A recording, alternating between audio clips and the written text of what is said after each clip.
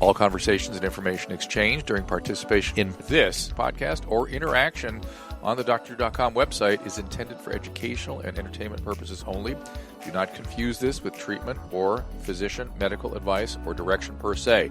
You must always follow your medical professional's advice and direction. Nothing on these podcasts or posted on this site supplements or supersedes the relationship and direction of your medical caretakers. Please understand, I am not playing the role of physician in this environment per se. I'm educating. I am a licensed physician with specialty boards in American Board of Internal Medicine and American Board of Addiction Medicine. Hey, this is Dr. Drew, and you are listening to This Life with Bob Forrest and Dr. Drew. Here we are.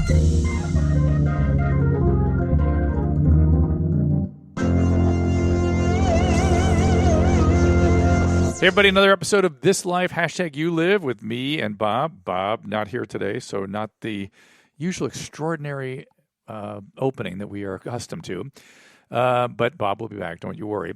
Please check out the new Opium series on the Weekly Infusion and go to other shows we have at DrDrew.com, such as my very own podcast every Tuesday with intriguing guests and comedians. We also have a super popular Adam and Dr. Drew show. Of course, I did that with Adam Carolla 5 days a week for Podcast One. And then your mom's house platform, podcast and YouTube video show, the new and After Dark, because it's explicit, Dr. Drew After Dark podcast, which has been quite popular, taking the world by storm. Top-rated YouTube channel and podcast phenomenon. I'm proud to be hosting the best and the funniest comedians on your mom's house platform. And please, I can't say this. There's a T-shirt available that says, please don't prolapse your anus. If you're a Your Mom's House fan, you'll understand what that means. If you want to get this limited edition T-shirt, check out Dr. Drew Heather Charcoal T-shirt on merchmethod.com/Tom Segura. Again, that's merchmethod.com/Tom Segura. It's for mommies, but not for kiddies. Be warned, it is intended for mature audiences. Do not listen in the carpool. And if perhaps you like a daily dose of news and politics, I do a live radio show every day with co-host Leanne Tweeden on KBC 790 Midday Live Talk Show, Monday through Friday. We are there 12p to 3p Pacific time on Talk Radio 790 AM. If you live in another city other than Los Angeles, tune in every day live on their website, KBC Radio or kbc.com. And check out the podcast. We made it simple for you to find archive shows at DrDrew.com. Next to all the podcasts we offer here with Playroom Pods on Podcast One and your Mom's House platforms. We do appreciate your participation and listenership, and we like the emails. We love being part of this community. So thank you for being a part of it as well. Rate us 5 stars. Tell a friend. We are hard at work. #YouLive. And today's guest is David Sheff. David is the author of several books, including the bestseller Beautiful Boy, which is now a movie. He also has a book called Clean, Overcoming Addiction and Ending America's Greatest Tragedy. He's a journalist, having written many publications, New York Times, Wired, Rolling Stone, conducted interviews with John Lennon, Yoko Ono, Carl Sagan, Betty Friedan, David Hockney. He is also the father of a son. This is what he talked about in Beautiful Boy, both the book and the movie, who was a severe polydrug addict for 10 years. He is a passionate spokesperson and advocate for the addiction recovery community. He writes extensively about substance use disorder and its manifestations in America. Please welcome David Sheff. Good to talk to you. First of all, hi. It's so good to talk to you, and it's been a long time. And I follow everything you do. Well, thank you. Right. Very kind. So, David, we haven't spoken in a long time, and I've not spoken to you since the movie came out. Congratulations on that. Oh, thank you. That's been weird, but also cool. Seeing your life on screen and having what's his name? We call him Michael from Steve. Yeah, Steve exactly. Carell. Steve Carell playing you is crazy. It is crazy. I have to say, I've been teased a lot about it. People have made jokes about Michael Scott and his sort of ineptitude, and and in that we have something in common. But otherwise, it's strange. And the only cool thing about it, or the main cool thing about it, the other thing is that the kid who plays my son Nick, Timothy Chalamet, is like this. He's an amazing actor, and he's also like just gotten to be sort of the hottest thing. So we would go to events, a premiere, and walk out of the car with Timmy, and it would be like being with the Beatles, girls screaming, and suddenly I had all these new Twitter followers with names like Timothy Chalamet's hair and all this kind of stuff. That's hysterical. But the really cool part about it is that more people go to the movies and watch TV, and so I just heard from more and more and more people who saw the movie had, because of the stigma around addiction, people often keep, as people often hide what they're going through, and they think they're alone. And so they've gone to see this movie, and they've seen Steve Carell play someone that they can really relate to. And it has affirmed their experience. They've felt somehow validated. They've learned that, it wasn't just them that struggled so much, that it really is a tough problem, that, that there aren't easy solutions. And the coolest part of all is the people I've heard from who've told me that families have reconciled, and kids have written me and said, I saw the movie. I didn't even go see the movie because I even understood or cared that it was about drug addiction. I went because I wanted to see Timothée Chalamet or whatever it was. And all of a sudden I saw myself there. I've been using pain pills. Nobody knows. I went home and I sort of burst into tears, told my mom and dad, they burst into tears, and we're figuring out what to do today. I'm going to be going into some kind of treatment. And so that has been incredibly gratifying. That's great. That is great. How's your son doing, by the way? Miraculously, he's been sober for 9 years. Oh, that's great. It's unbelievable because, there was a time we didn't think he was going to make it to 21, and he just turned 36. And wow. I'm reminded how lucky we are.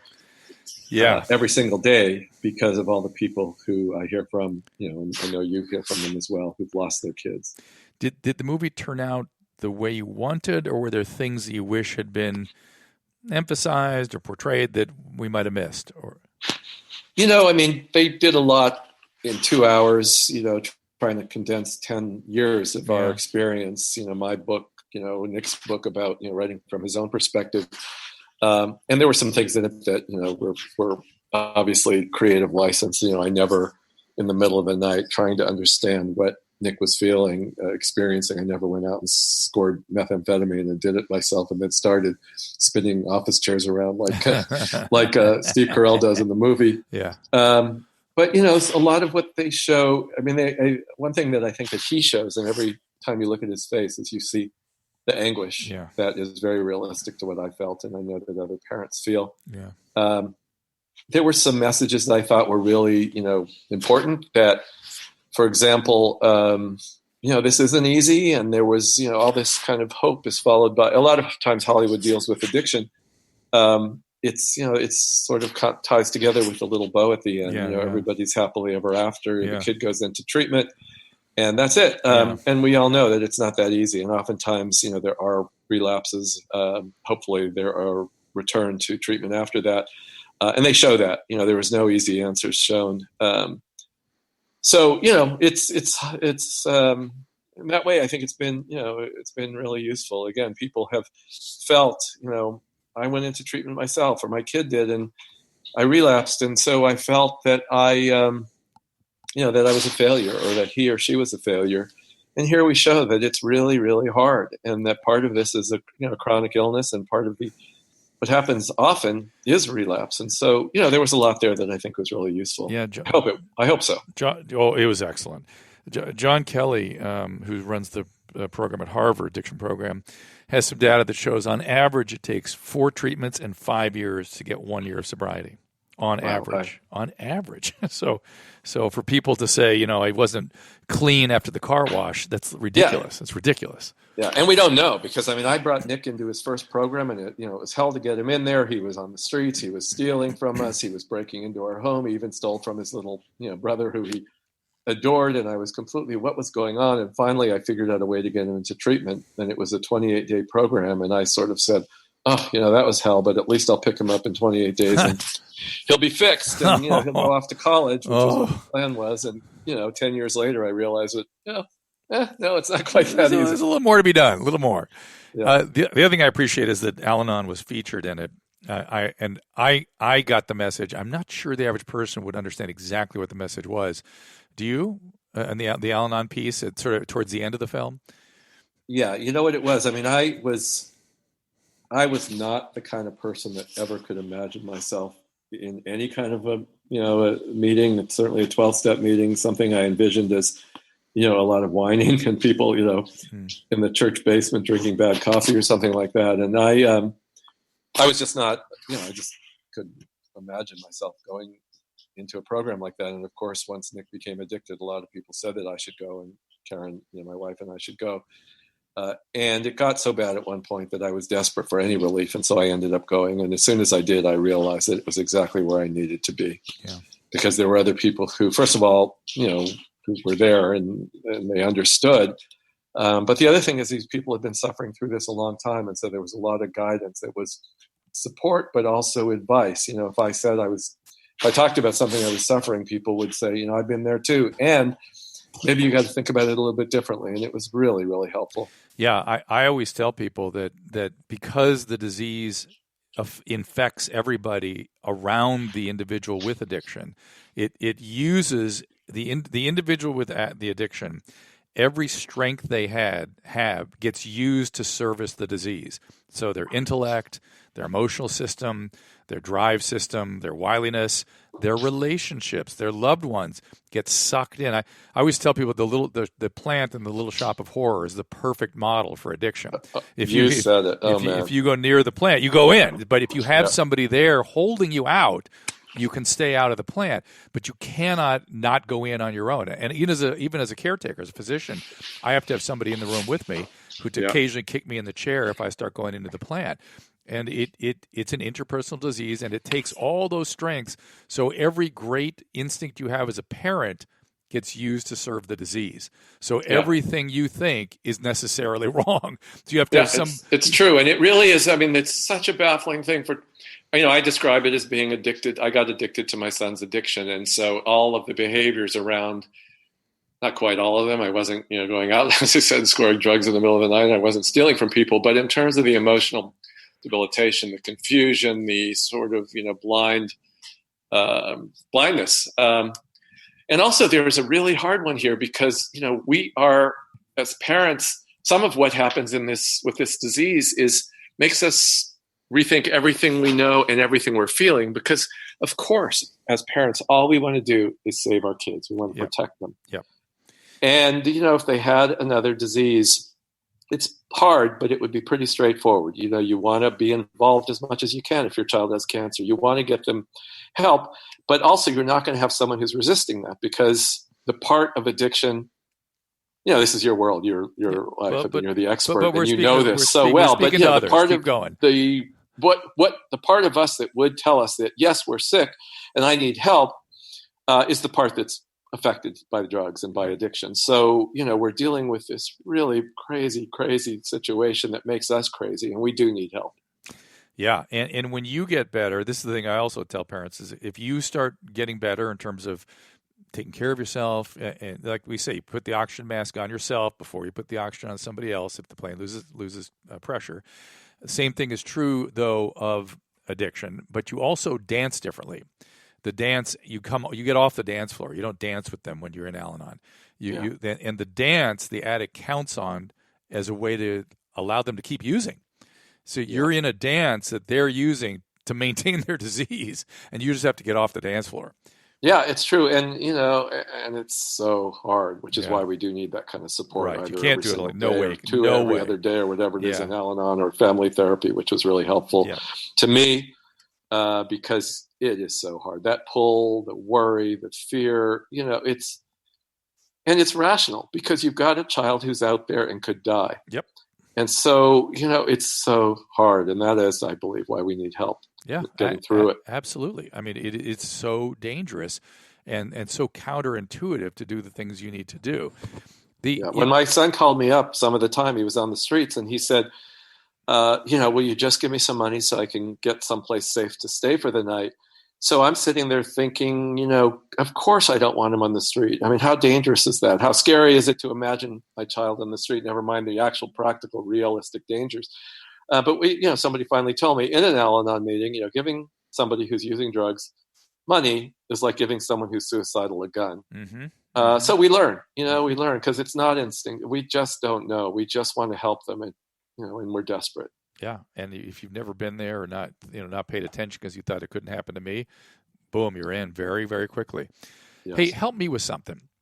There just are not enough therapists and professionals on earth to meet the demands of addicts and families. let alone the time requirements that they have. I mean, there's just so much need for time. Sometimes with the addicts just being sat on, or just having somebody there for them, and same thing with the family. That we just don't have, literally not numerically not enough. They don't have enough hours to do it, even if there were a numerical. And we have this free service that's available in every community throughout America called 12-Step that for some reason has been under attack recently. And I don't, help me understand why that should be. Because, like, just take an addict. To get an addict well, I mean, you really have to sit on them around the clock for 2 months. And Al-Anon, and 12-Step has armies of people ready to do that selflessly. And, of course, professionals are needed to, make sure the treatment goes properly. But we just simply can't do it on our own. Why would a free service, you talk about, and many people with addiction, as what a social worker friend of mine said to me once, people that are into drugs aren't into insurance. That's a good point. It's a free service. There's now a Cochrane analysis that shows that it stands up to scientific scrutiny. It is evidence-based as well as any other evidence-based treatment, and it's free. Why is that under attack? I'll tell you, at least according to my experience, and my experience mostly comes, part of it is our family's experience, but also, I know that you hear from more people than I do. I mean, this is your life, as it is mine, but you have, so much more reach. And so you hear the stories like I do, and you hear people desperate calling in for advice, and writing you. And I do too. And here's the problem. If it works for you, if it works for your child, 12 steps are a godsend. And like you said, it's free every single night, 24/7. You've got sponsors, you've got people who are there for you. The problem is that it doesn't work for everybody. It just doesn't. And a lot of the people who it doesn't work for are young people. So if you've got a kid you're forcing into going to Al-Anon, if you're forcing them to go to AA or NA meetings, and they walk in there and they feel completely alienated. They feel like, there's the last place they should be. They're teenagers. So, part of the program is to say, you're powerless. No, teenagers don't feel powerless. You have to turn your life over to a higher power. They don't necessarily want to turn their life over to anybody. No, so teenagers. If we're telling them that, let me stop you and say I agree. Teenagers rarely respond to 12-step. When they do like crazy, but they rarely. Yeah, exactly. So the problem. I was thinking more about adults than teenagers. Yeah, well, the problem for me, and the reason that I think that we have to, the 12 steps were it for so many decades. There were no other options. So in a way, if you went to the 12-step programs and it didn't work for you, you were, you had to go there, or else, you were going to die, or at least there was a good chance you were going to. But there are other options now. And so if I hear from people who write to me and say, I or my child or my husband, went to meetings over and over again for years and continued to relapse, it just didn't work for them, and they ended up hating it and they won't go back. Either we tell them two things. We say, all right, you're going to die. It's your fault. Oof. Go back to AA. Or we tell them there are other ways to get and stay clean. And there are. Yeah. Oh my God. There's lots of things. But that's the point. But the only problem, I think the only reason that the whole 12-step world should be criticized is the people in it who say it's the only way. And I think you agree with me there. That's the only problem. I can't consider everything adjunctive. And not only that, we now have a whole new category of drug addicts, which I sort of call dependent non-addicts. In other words, we have all these people strung out on opiates that would never have been addicted to anything had doctors not addicted them. And what do you tell that? It's true. What do you so that's the other thing, is that we do have a way of thinking about drug addiction from all of our experience. But one of the reasons I feel, I guess it's some sort of survivor's guilt as a parent, is my son for 10 years used, you name it, heroin, other opioids, cocaine, a lot of methamphetamine, combinations, as we talked about before. And he's alive. But what about these parents? What do you tell them whose kids went out, and I hear from them too, they did pain pills once and it turned out that they got some fentanyl. Or they smoked even, some marijuana that was laced with fentanyl, or they were using maybe for a month or two, overdosed and died. Is there anything we could have been done for them? yes, there Yeah. were some things, but Yeah. we, for obviously no guarantees. It's not about guilt tripping anybody because people don't know and people don't have access. Like you said, there aren't enough addiction doctors and specialists. But for those people, sending them to 12-step meetings, first of all, it's not ever going to happen. They're not going to go. They don't have that history that makes people desperate in the way that, Right. the way That's right. But also, there is not a 12 steps are for people who are addicted, and those people are not necessarily even addicted, and certainly not in the way that we usually think. They're of not. addiction. Yeah, they're not addicts in the way we think of it necessarily. Right. Yeah. I totally agree with that, and so there needs to be real sophistication on the part of the treating professionals, but to exclude certain things, or whenever an ideology creeps into anything, it's never good for people. So yes, you're right, yes. because it becomes black and white. If you don't do it my way, yeah, and this is across the board. I think that's true for people. Some people in the 12-step world. I think it's some people in this world of psychiatry. Whatever it is. People are complicated. I love what this one addiction doctor at UCLA says. He says, addiction is where science meets people. Huh.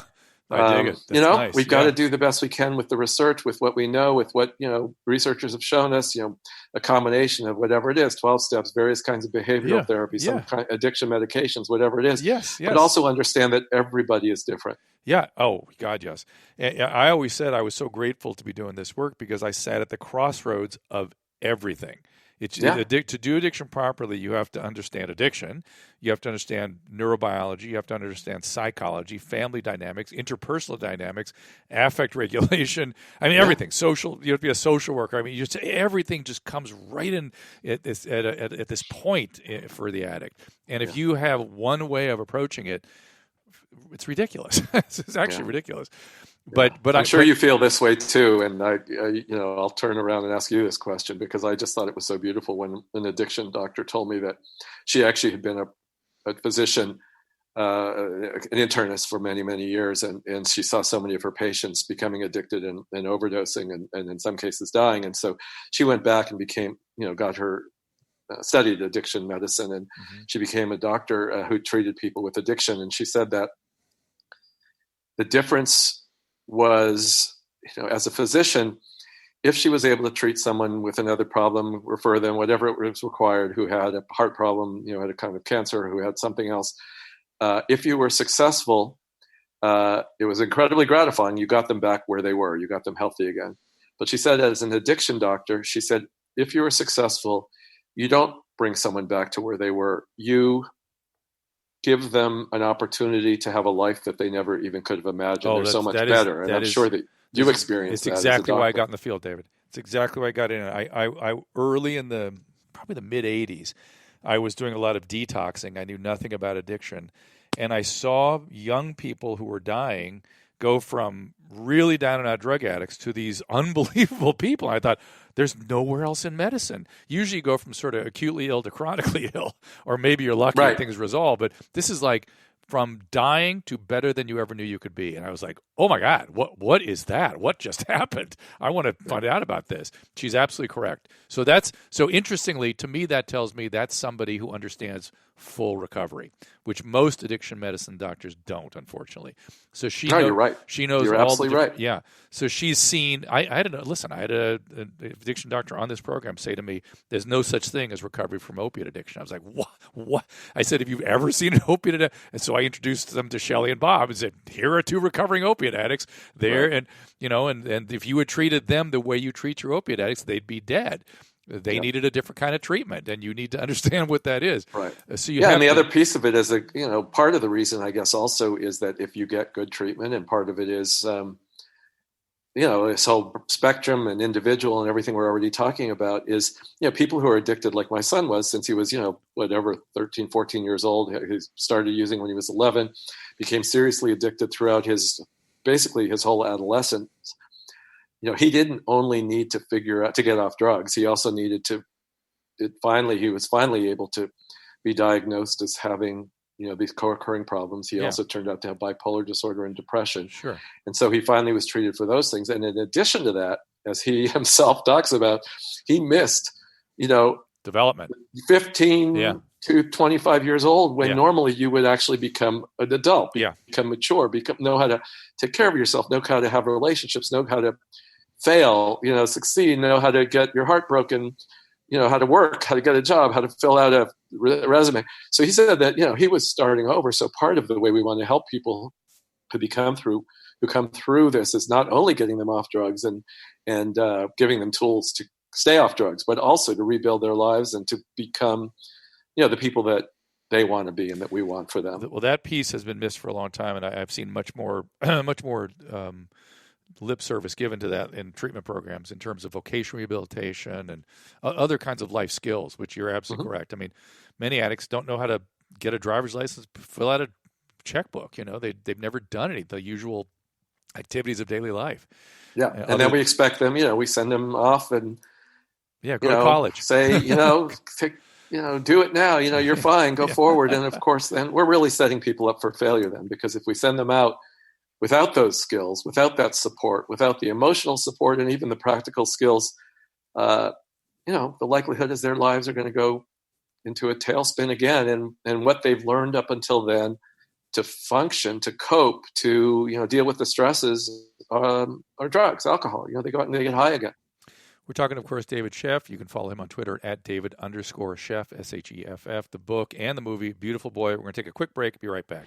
Well, CBDs are everywhere, right? Everyone's talking about them, and it's a topic that I get asked about all the time. Bottom line on CBD, although there are way more claims made about them, the clinical evidence right now, it's not all that clear, but many people are using it and reporting great results, and they are very encouraging.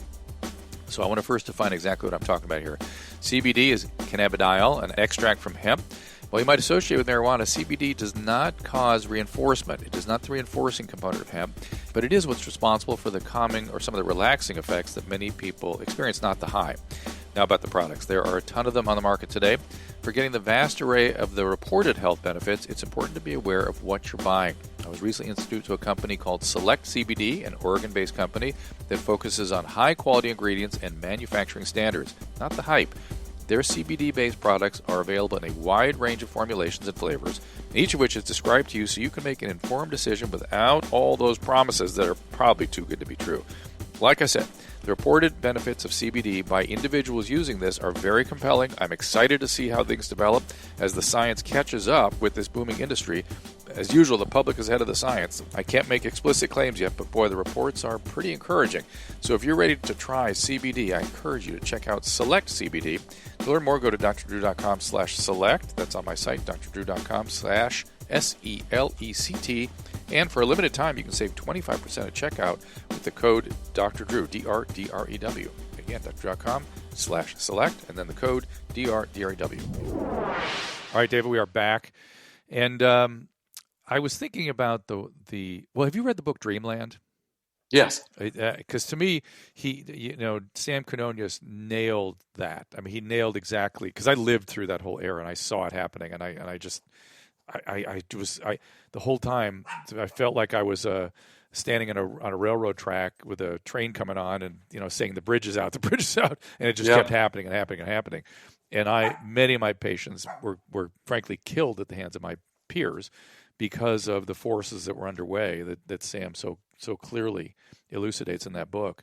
The other thing I was thinking about your son, and he was really he was a trendsetter, let's say, because he was one of the first to get into the horrible combination of opiate and meth.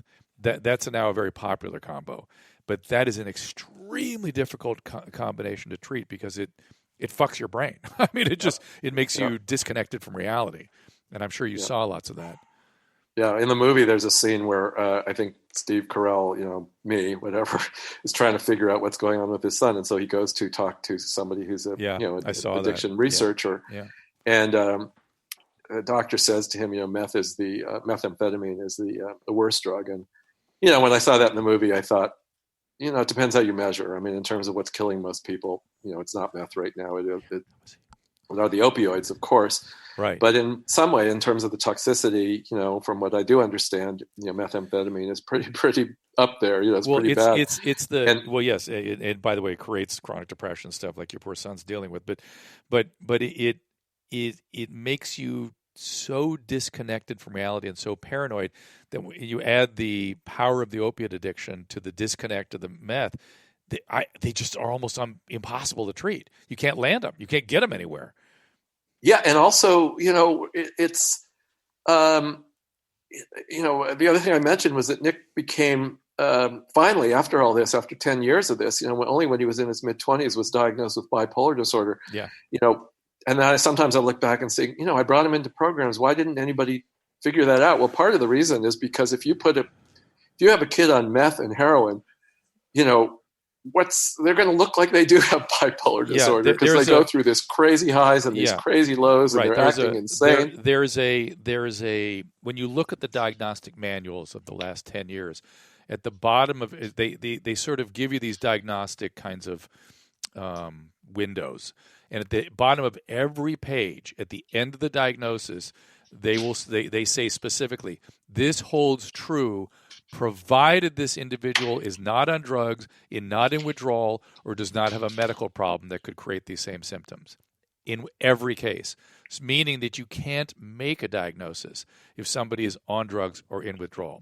Now, the question then becomes, well, when can you then make the diagnosis? And that is a hotly debated topic.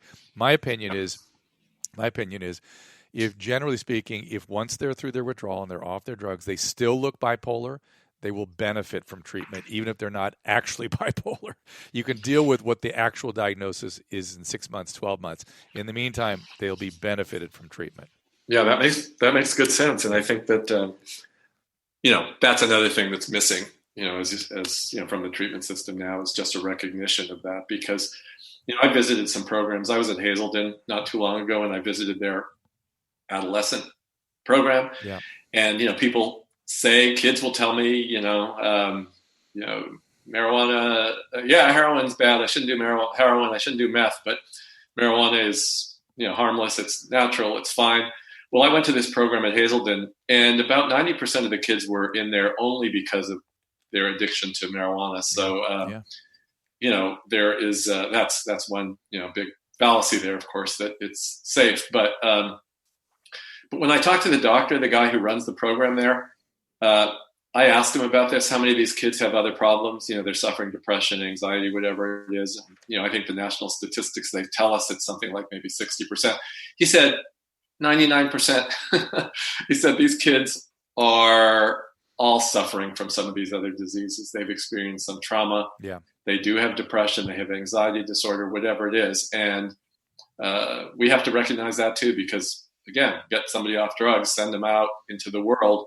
They have depression, and suddenly they are feeling that familiar depression that they were so, trying, unsuccessfully, but trying to treat by getting high.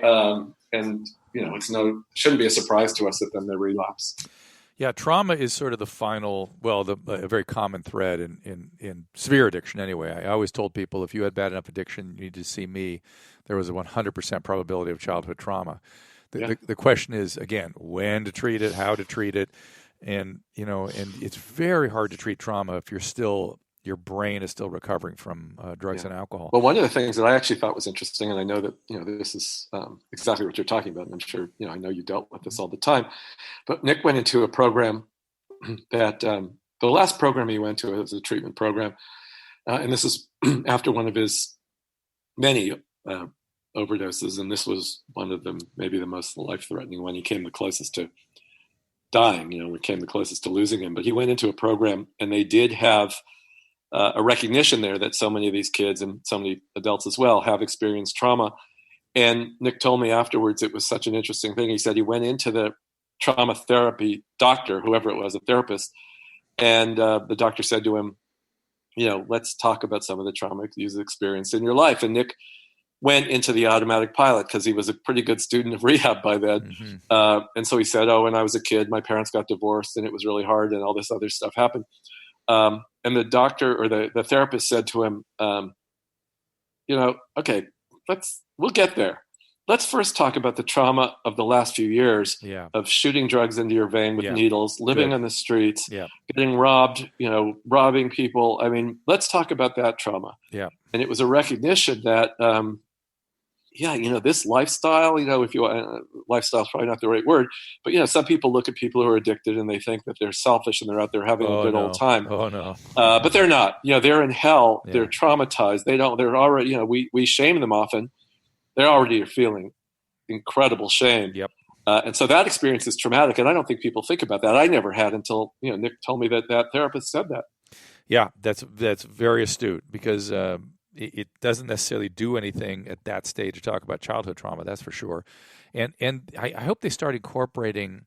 I'm not seeing programs do this quite yet, but neurobiofeedback, things that are not so evocative, could really help sort of reprogram some of this stuff. There's all kinds of therapies out there right now. We have to get very creative in what we do and when we do it to help people with these conditions. I agree. And it's still, I guess the one good thing, I mean, there's no way to spin, this current crisis any way other than it's a nightmare. It's just it's getting better. Horrific. I'm seeing on the medical side, I'm seeing massive improvement. When the Justice Department started putting doctors in jail, surprisingly, they changed directions. Yeah, exactly. Well, that's what I was going to say. I said, if there's any way to spin this nightmare into something positive, it is that it's getting a different kind of attention, having addiction-related issues on the front page of the newspapers, getting it in the faces of politicians, having families, parents who've lost their kids all around the country, going to their local legislators and telling them, they're asking the new presidential candidates to, what is their, how are they going to deal with the drug problem, the opioid epidemic, and it also, as you said, it's affecting medical schools. There was a survey done that one of the organizations released recently that said that the average doctor going through medical school, I think it was ridiculous. It was like 2 hours or something like that of addiction training. That's shifting now. Yeah. So, there are reasons to be a little hopeful. Yes. Or maybe even a lot hopeful, but we realize, unfortunately, it's going to it's going to be a while. Well, it's interesting because what sort of really put the fuel behind this was they started throwing doctors in jail for not treating pain. That's what really got it going. And then they made pain the fifth vital sign and all that garbage. And then all the state regulatory organizations got into pushing pain treatment so aggressively. Now we're going the exact opposite way. Now we're putting doctors in jail for over-treating pain and scaring the crap out of everybody. And now they're giving 2 days of painkillers for abdominal surgeries.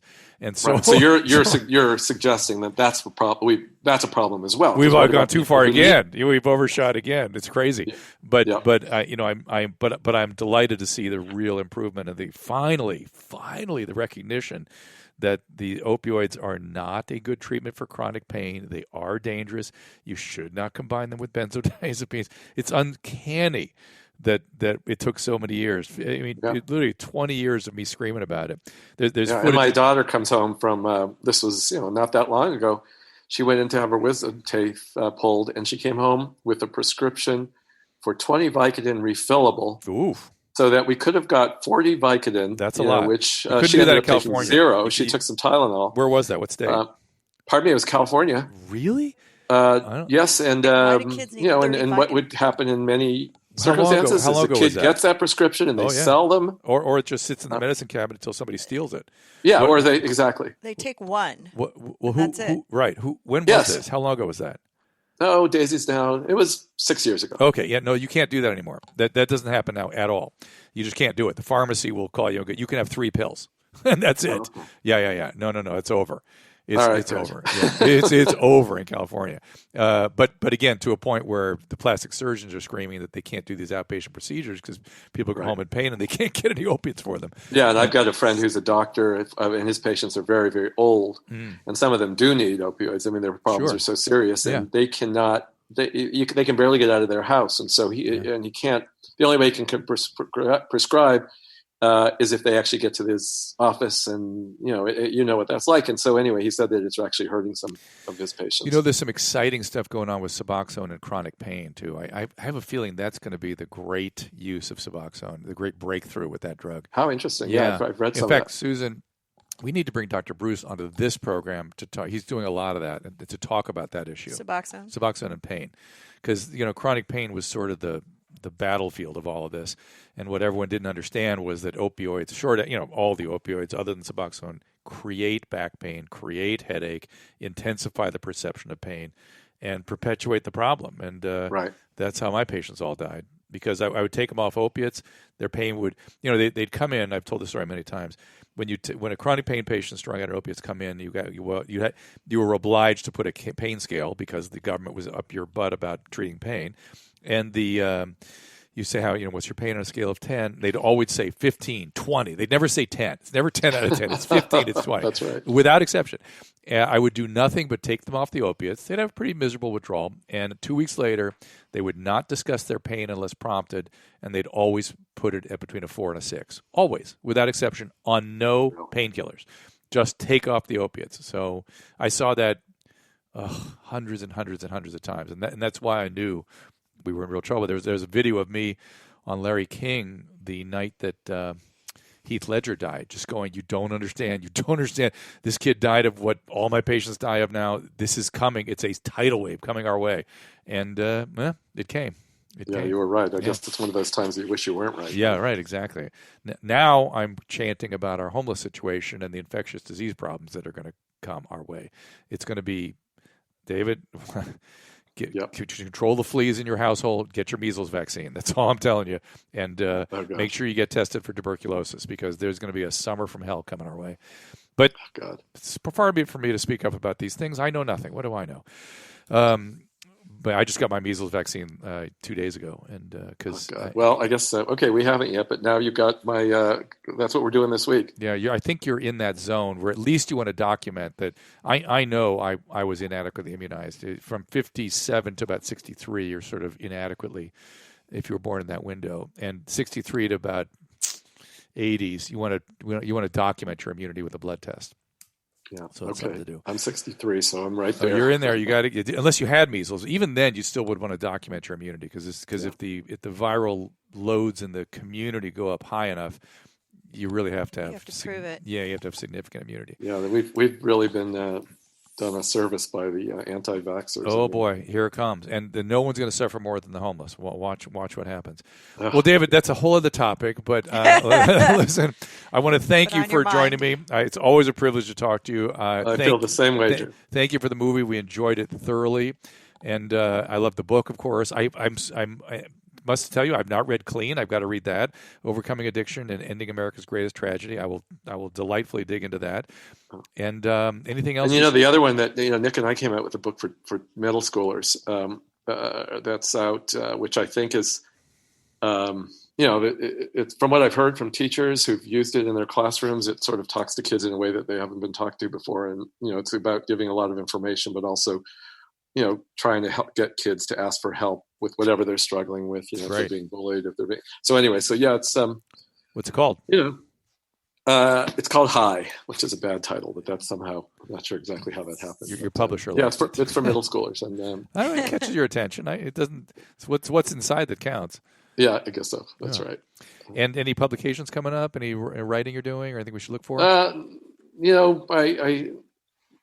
I'm always doing stuff. I've got some articles coming out. I'm writing a thing about that's actually related to prevention for kids. How we could do better. You know what? I'm working on a book that's completely different. I'm a little confused by the prevention world. Help me. Give me 2 minutes on that, because prevention to me is about mental health and about access to mental health services and about treating families if they're unhealthy. That's prevention to me. You're right. That's kind of what we're saying. Okay, all right. I mean, you're 100% right, because we know, I know from my own experience, never mind from my son, from Nick's and so many other family stories, is that kids start using drugs. I mean, there's a whole climate, a culture, of course, and there's peer pressure and all that stuff is real. But, this great survey that really sort of says everything that we want to know, I think, is that they surveyed 7,000 kids, young high school kids, about why they use drugs or why their friends use drugs. And then they surveyed their parents and asked the same question, why do kids use drugs? The parents said what I would have said, it's because they like the feeling, it feels good, and because of peer pressure. But kids said number one with, way, way, way high on the list compared to everything else was stress. So, whether that's stress, mental illness related, whether it's about academic pressures. I just put that under to feel better. Yes. To feel better. They can't regulate and they need to feel better. And Yes, that's a mental health issue as far as I'm concerned. Yeah, and so that's prevention. I agree with you. I mean, everything. I mean, if we knew what we were doing, we wouldn't be in this mess, right? I guess that's a really interesting statement. If we knew what we were doing, I found. I mean, in terms of prevention, if we've been good at it for the last. Well, no, but it's a bigger thing. I have found myself recently diving into the history of mental health in America, and particularly the addiction history and stuff, and it's many more forces at work than what you and I could have possibly fought. Let's put it that way. That's big true. Forces, well-meaning people making horrible decisions. Decisions. Yeah, you're absolutely right. And it's sort of my lecture series now. I'm preparing one right now, which is how do well-meaning people make such horrible choices and lead us into such catastrophes, and then not be able to adjust or change direction along the way. You're so right, and that applies to way beyond the drug thing. Well, it all to me, it all dovetails into homeless and mental health and addiction. It's all kind of pulling together for me these days. So, yeah. All right, my friend, a privilege. All right. Well, it's so nice to talk to you, and hopefully we'll actually run into each other in the same room. Are you still involved with Pasadena? That's where I live, but I'm all over town in Southern California. I meant the Pasadena recovery. No. I'm not doing treatment right now. I'm not doing any treatment. I'm doing just a lot of consulting and stuff. I actually heard that they were either sold or something. I was actually never there. I occasionally would fill in for the psychiatrist that was the medical director there, and then we put our whole team into one hallway when we filmed Celebrity Rehab, so we used their staff and their policies and procedures and things. But I ran the treatment center at Las Encinas Hospital, which is actually a psychiatric, it was just a full service hospital, and I was there for almost 30 years. And David, is there a website or anything you want to refer people to? David Sheff .com. DavidSheff.com. We'll look for that. And again, a privilege. Thank you. I'll talk to you soon. All right, that's about it for this episode of This Life. Thanks for listening and subscribing on your favorite platforms. Rate us 5 stars and tell a friend. Also, be sure to visit drdrew.com for the latest news. We'll tell you where you can find all of our health-related content, including the latest in-depth series, The History of Opium. You can now listen to it on the weekly Infusion podcast. We have some great and very interesting and appropriate interviews with key historical players in the history of opium. We're excited about our newest podcast, Dr. Drew After Dark, which has been described as a dark web reboot of Loveline. It's the hottest guest spot for all the most popular comedians. Beware, it is for a mature audience. It is kind of a reboot of Loveline. You can hear the episodes first in a podcast form Thursday. Then on Friday, you can watch all the video episodes when the YouTube page drops on the Your Mom's House YouTube channel. New episodes every week. Subscribe, tell a friend. Also on Doctor.com, you can find Swole Patrol, our health and fitness podcast with Mike Catherwood. If you want something a bit more refined that will expand your intellectual horizons, please subscribe to the Dr. Drew podcast, where I feature a wide variety of very interesting and important guests. Get in-depth interviews there. Last but not least, me and Adam and Dr. Drew Show podcast. It's a lot of fun, and we are still together, and you can get it 5 days a week. So go to drdrew.com, please tell a friend, and we thank you for it. And thank you for listening. We'll see you next time.